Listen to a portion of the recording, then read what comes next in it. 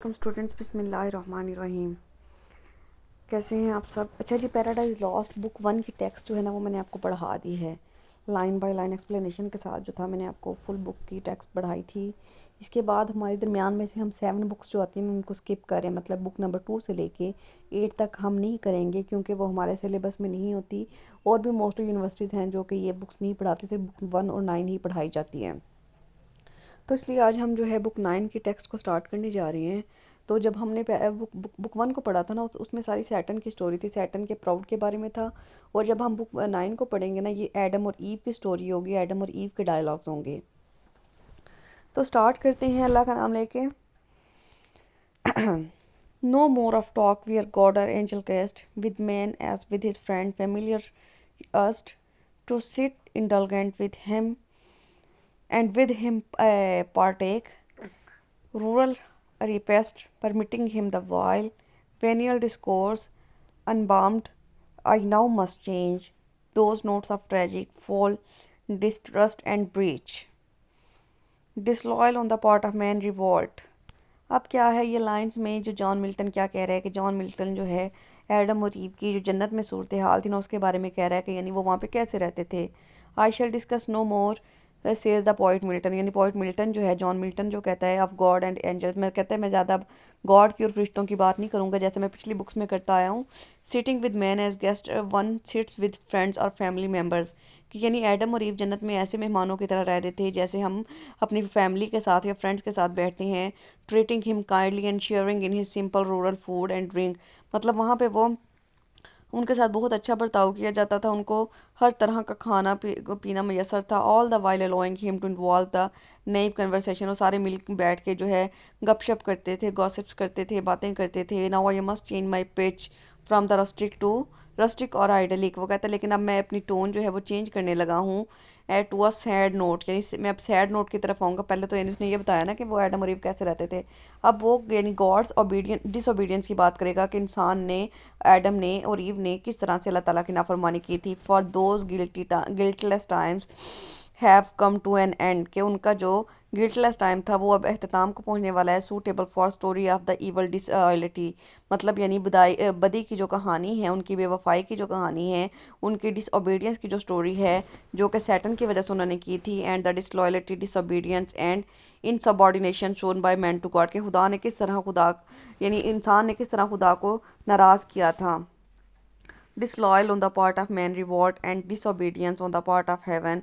Now alienate distance and state, anger and just revoke the and judgment given that brought into this world the world of woe, कि मतलब यानी वो जो disobedience इंसान ने की थी, मतलब एडम और ईव ने अल्लाह ताला का हुक्म नहीं माना था और उस फॉरबिडन ट्री का फ्रूट खा लिया था जिसको खाने से उन्हें मना किया गया था, तो उसी वजह से उनको जन्नत से निकाला गया और इस दुनिया में सारे गम आए, मौत आई। अगर यानी उन्होंने वो गलती ना की होती तो आज हम सब लोग जन्नत में रह रहे होते और ना ही हमारी कभी मौत आनी थी, ना ही किसी बीमारी का, किसी परेशानी का, किसी मसले का सामना होना था। Sin and her shadow death and misery, death harbinger sad task yet argument not less but more heroic than wrath. देखिए, on the part of God, the separation from one man because of his betrayals, heaven, lawfulness, a dislike, यानी इंसान को जन्नत से इसलिए निकाला गया था, इंसान जो था वो जन्नत से इसलिए निकला था क्योंकि उसने वो काम किया था जो कि खुदा को नापसंद था। Announce and रेप्रीमेंड well deserved by man, मतलब इसी वजह से उसको जो था, रेप्रीमेंड का मतलब होता है डांटना, यानी खुदा के वो गज़ब का शिकार हुआ था। And heavenly judgement which brought into this world suffering felony and resulting death and glooms predecessors of the death, कि हम जो है इसी वजह से जन्नत से निकाले गए थे और इस दुनिया में सफरिंग्स का, मौत का, ये सारी चीज़ों का जो था वजूद आया था। It is indeed a sad job, दर हकीकत ये एक बहुत ही सैड जॉब है, but the theme is not less but heroic even than the action of the Iliad, लेकिन इसमें पैराडाइज लॉस्ट का जो थीम है वो बहुत ही मार्वलस है, बहुत ही आला है।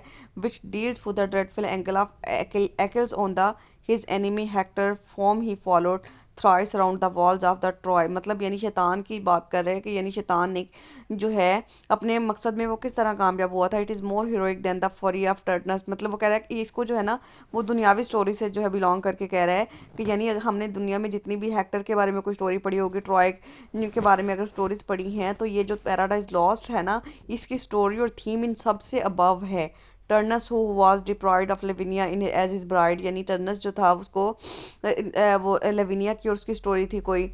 It is more heroic than the annoyance of Neptune which perturbed by the Greek, यानी ये कहता है कि नेपच्यून की जो स्टोरी जो कि ग्रीक के हवाले से थी उससे भी बहुत डिफरेंट है। मतलब वो अब डिफरेंट स्टोरीज़ के साथ इसको अपनी स्टोरी को जो है ना कंपेयर कर रहा है और कह रहा है कि उन सब से जो है ये बहुत बेस्ट है।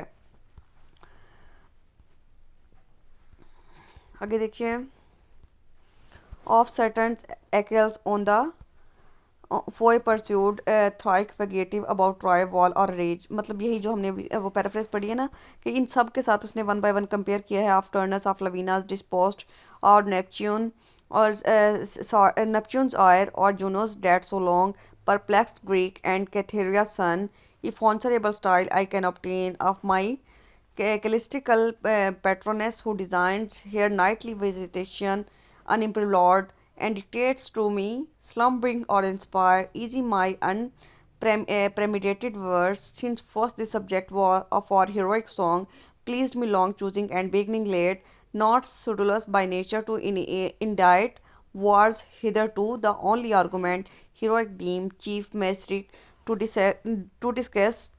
dissect with a long and tedious havoc fable nights।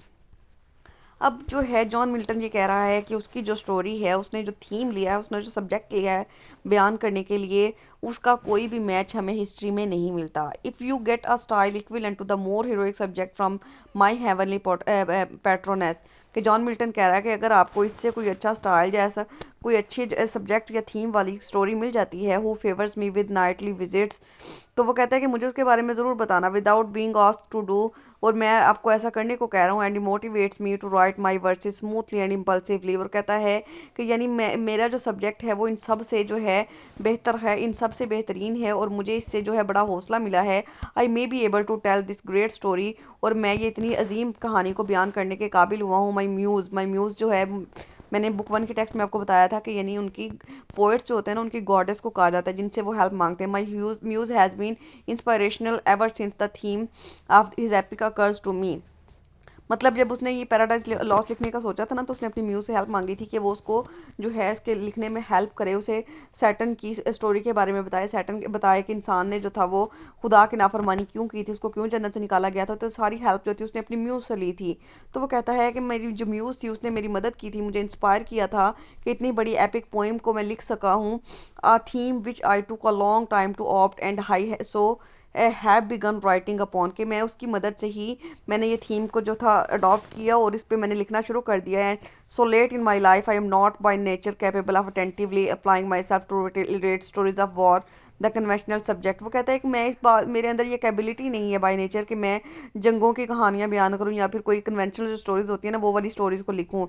And the subject of epic of the adventure and the brave doing of renowned knights as in the medieval romances. कहता ना ही मैंने कोई नाइट की stories लिखी हैं जो कि medieval as में लिखी जाती थी जैसा कि चौसर ने लिखी हैं। I do not have the skill considered so important by the very old epic poets.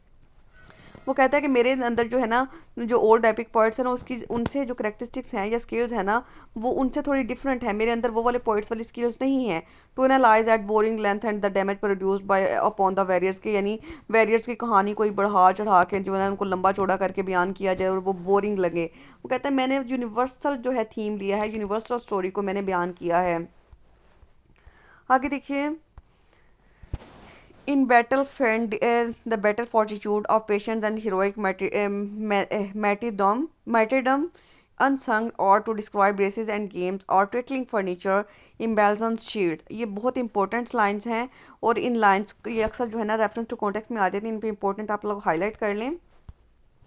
The subject of my epic is more worthy than of the imaginary knights fighting in the imaginary battles। वो कहता है कि मेरा epic का जो subject है वो जो नाइट्स की स्टोरीज होती है ना, कि वो जंगें लड़ती हैं, उनकी इमेजिनरी स्टोरीज बयान की जाती हैं, कहता है उनसे बहुत अबव है। while the better endurance of patience and heroic martyrdom have remained uncelebrated in epic poetry. वो कहता है कि यानी एपिक की जो लेंथ होती है ना वो बहुत ज़्यादा होती है, तो यानी अक्सर जो लोग होते हैं अपना पेशेंस खो देते हैं और वो उससे टायर्ड हो जाते हैं, उसको छोड़ देते हैं मिड में। I am not inclined by temperament to describe races and games. वो कहता है कि मेरी ये चीज़ें मेरे मिजाज में ही नहीं थी कि मैं नस्लों के बारे में बात करता, किसी खेल के बारे में, किसी इक्विपमेंट के बारे में, for signal comments shields decorated with armorial devices. वो कहता है कि मैंने कोई भी जिन आम चीज़ों को डिस्कस नहीं किया। देखिए, impress Quint comparison streets bassist insults trapping gorgeous nights and jaws treatment, then martial feast served up in the hall with cheers and hails। वो कहता है कि मैं जो है ना ये छोटी मोटी चीज़ों के बारे में मैंने कोई बात नहीं की। To ornate clothes over them with its long lower skirt के, यानी जैसे जो है ना उसकी हमने पढ़ा है प्रोलॉग टू कैंटरबरी टेल्स पढ़ी है, तो उसने अपने करैक्टर्स को जो है ना बयान किया हुआ है। चौसर ने अपने करैक्टर्स के उनकी ड्रेसिंग को बताया है, उनके वो उन्होंने यहाँ पे हुड लगाया होता है, उन्होंने ये वाली चेन पहनी होती है, उन्होंने फर हुड यूज़ किया होता है। मतलब उसने अपनी जो थी ना कॉमन लाइफ की जो चीज़ें होती हैं ना उसको डिस्कस किया था। लेकिन जो चीज़ें जॉन मिल्टन ने डिस्कस की हैं ना वो उनसे बहुत अबव हैं। Served up in hall butler city ward by which all is really skill of craftsman who assumes the air of a poet. मतलब यानी जो इस इन जॉन मिल्टन की पैराडाइज लॉस्ट है ना उससे पता चलता है कि ये किसी क्राफ्टमैन का वर्क है, and not what that gives a great heroic epic fame to the poet or his work। और वो कहता है कि कोई भी ऐसी चीज़ या कोई भी ऐसी फेम जो है ना वो पोइट हासिल नहीं कर सकता जैसा कि उसने जॉन मिल्टन ने की है। आगे देखिए, कौन तक कर ली थी हमने जी। नॉट स्किल्ड और not studies higher argument remain, sorry इधर से छोड़ा था। The skill of the artify or the office mean not what just justify justly gives heroic name to person or to poem. Me of these not skilled nor studious higher argument remains sufficient of itself to raise that name unless an age too late or cold climate or year damp by my intended wing, not hers who brings it mighty to my ear। तो फिर वो क्या कह रहा है,